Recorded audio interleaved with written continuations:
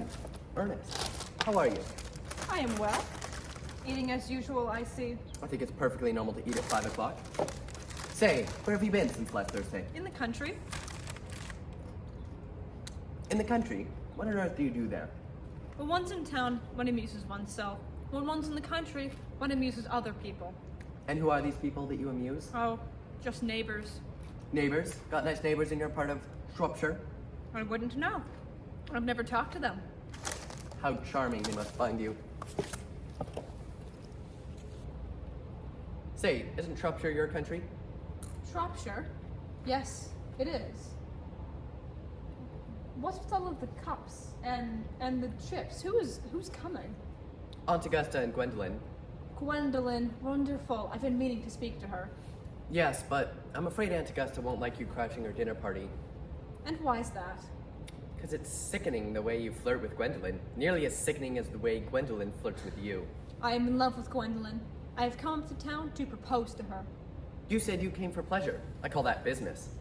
How utterly unromantic you are. I really don't see anything romantic in proposing. To be in love, sure, but to propose? It's very unromantic. You may be accepted, and you usually are, I believe, and then it's over. The excitement is gone. You know, the very nature of romance is the excitement, the chase.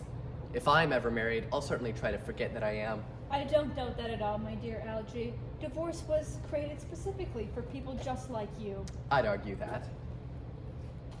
Divorces were made in heaven. No, please, don't have any of the popcorners. I ordered them specially for Aunt Augusta. You've been eating them this whole time. I'm allowed to. She's my aunt. Please, have some meat. I ordered the meat for Gwendolyn. She's devoted to the meat. And what good meat it is. Now don't go stuffing yourself. You act like you're married to her already. And I don't think you ever will be. What on earth do you mean by that? I mean, women never marry the man they flirt with. Women never marry the nice guys. That is completely absurd. It isn't. It's the truth. It accounts for the large number of bachelors all over the place. Besides, I don't give my consent. Your consent? Gwendolyn is my first cousin. So before I give my consent, we'll have to clear up the matter of Cecily. Cecily? What on earth do you mean by Cecily? I don't know anyone by the name of Cecily. We'll see about that. Ernest, I have something of yours.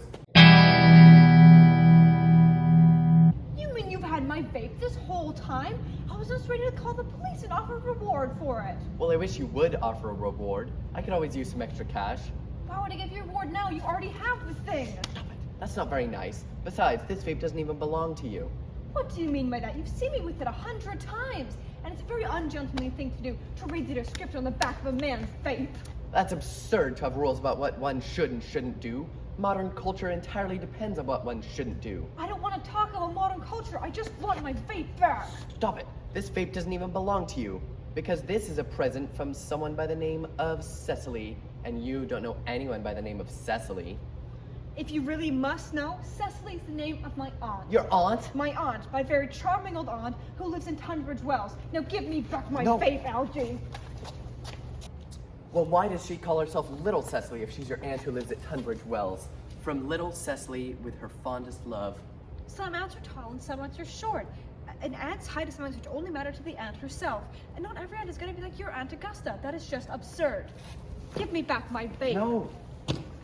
You are the most earnest-looking person I have ever met. It is on your cards. Here is one of them. Mr. Ernest Worthing, B4, the Albany. I shall keep this as proof if you ever try to deny that your name is Ernest to me, or to Gwendolyn, or to anyone else. My name is Ernest in the town and Jack in the country, and that was given to me in the country. Yes, but that doesn't explain why your small Aunt Cecily, who lives at Tunbridge Wells, calls you her dear uncle. Please explain yourself to me. Algie, you talk as if you were a dentist, and one mustn't talk like a dentist when they are not a dentist. It creates a false impression. Well, this is exactly what dentists always do.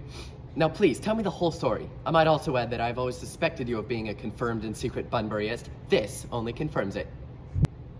Bunburyist? What on earth is a Bunburyist?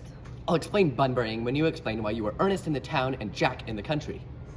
Give me back my vape first. Fine, but tell me everything, no matter how strange. There is nothing strange about my explanation at all. It is a perfectly simple explanation.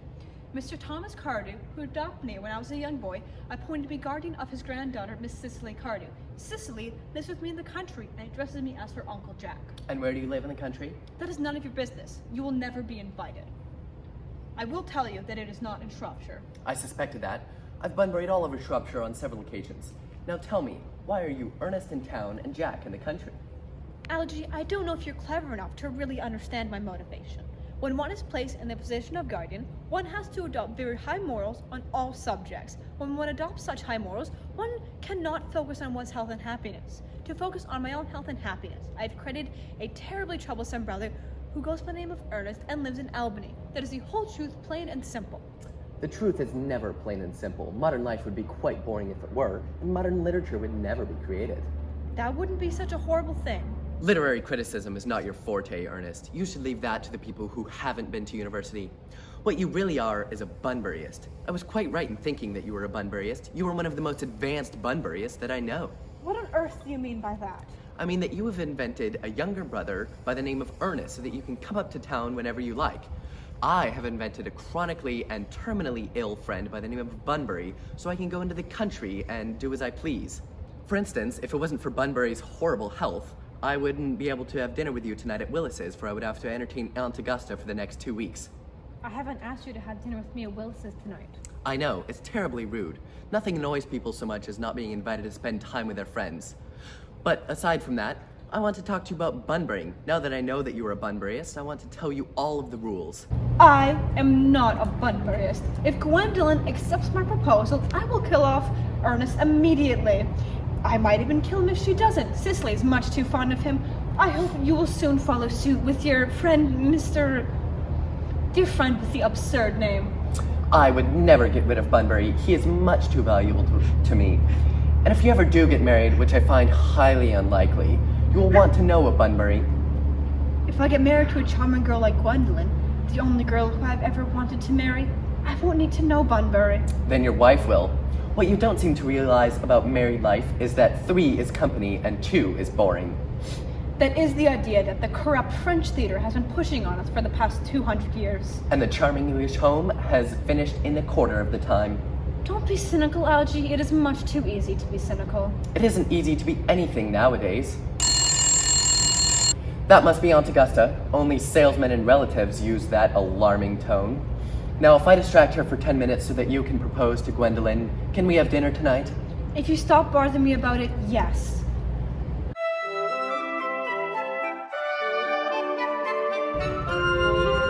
Good afternoon, Algernon. Hope you're well. I'm quite well, Lady Bracknell. It's not the same thing. Gwendolyn, you look stunning. I'm always stunning. Am I not, Mr. Worthing? You're perfect, Miss Fairfax. I sure hope I am not. Perfection leaves little to no room for development, and I wish to develop in more ways than one. So, Algernon, will you be having dinner with me this weekend? I need you to look over my playlist and help me approve of the songs. I'll speak to Bunbury if he is conscious. Of course, the music is a great difficulty. If you play good music, people don't listen to conversation, and if you play bad music, people don't talk. But That's enough. Thank you, Algernon. I'm sure the playlist will be delightful, but no French music, please. People listen to French music, they look all shocked or bored. Now, German music, on the other hand, is always a hit. Gwendolyn, you will come with me, right? Certainly, Ma. Nice weather you've been having, Miss Fairfax. Please don't talk to me about the weather, Mr. Worthing. Whenever someone discusses the weather with me, I feel they're dodging a subject. I am dodging a subject. I knew it. I'm always right. I have something to talk to you about before Lady Bracknell returns. I would do so quickly. She tends to walk into rooms unannounced. Miss Fairfax, you are the most beautiful girl I've ever laid eyes on since I laid eyes on you. Oh, yes, I know. I just wish you showed it more. Perhaps posted a few photos when we were together. You know, it's been my true desire, my destiny to love someone by the name of Ernest. And when Algernon told me he had a friend named so, I knew I was desired to love you. You really love me, Gwendolyn? Passionately. Darling, you don't know how happy you've made me. My own Ernest. You don't mean to say that if my name wasn't Ernest, you wouldn't love me? But your name is Ernest. Well, yes, I know that, but I've never really liked the name much. What do you mean? Ernest is a lovely name. It has sounds, it has vibrations. There's no vibrations in the name Ernest. Something more like Jack is more suiting for me. Jack. Jack has no music, no vibrations. In fact, every Jack I've ever met is disgusting and boring.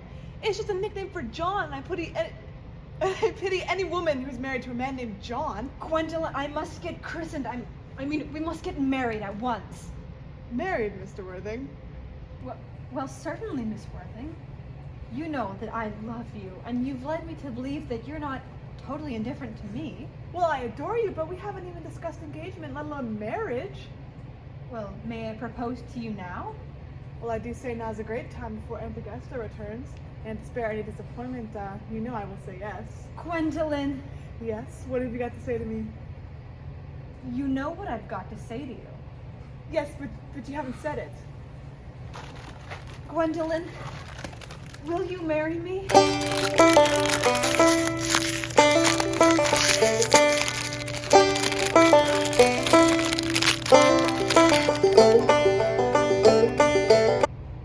Of course I will. Although, how much practice have you had with this? I didn't think it would go like this. I've never loved anyone more than I loved you. Why would I have practice? Well, all my girlfriend's husbands practiced before. For heaven's sake, Gerald did.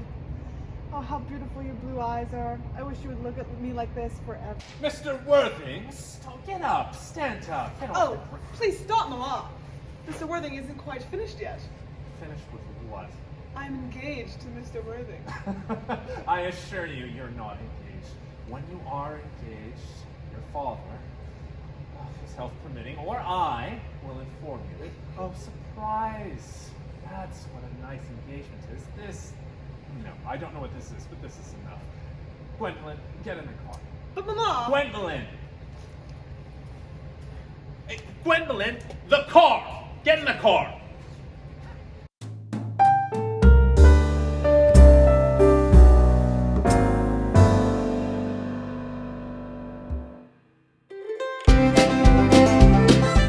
What brings you to town? What brings you to town? All right. Shit.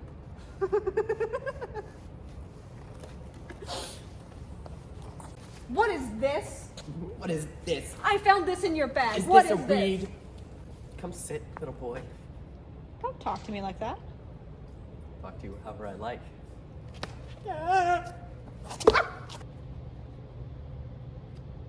You mean my hat?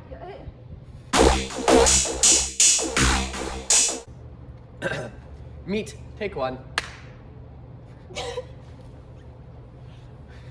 Meat, take one only. New 5-gum meat flavor. Hello, do you guys want pizza? Do you guys not want it? What? Yeah, sure. hell yeah. Yeah, awesome. Thank you. Oh, that's so good. We can incorporate pizza. Yeah. Just watching them. Oh, Thank you. No, that's Oh my awesome. God. Thank you so much. Now we're invested in what's happening. Okay, We're doing thank an you. English project. Oh, really? Yeah. An English project? Yeah. Thank Who's your you. teacher? They added to the props as well. Yes. Oh, yeah. It's beautiful. No, there's Perfect. not Thank you just so like- much. You guys